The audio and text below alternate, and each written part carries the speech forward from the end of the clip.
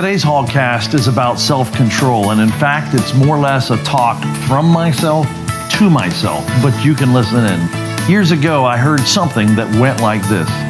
Self-control is something that's amazing how much you can have if somebody very important is watching. So I began many years ago to imagine that one of my heroes was watching me. And it really is remarkable when I exercise that discipline and pretend that a very important person is watching me. It's amazing how proud I am of how I conduct myself in stressful situations. I could give numerous examples of times when I was successful at imagining that, and then times when I've been very embarrassed at the way I've conducted myself.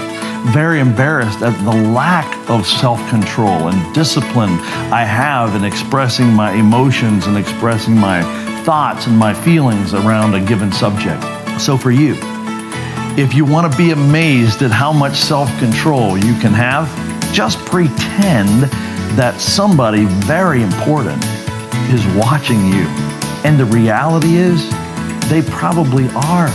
Who is more important to us than our husband or our wife or our sister or brothers, our family, our friends, those that we work with?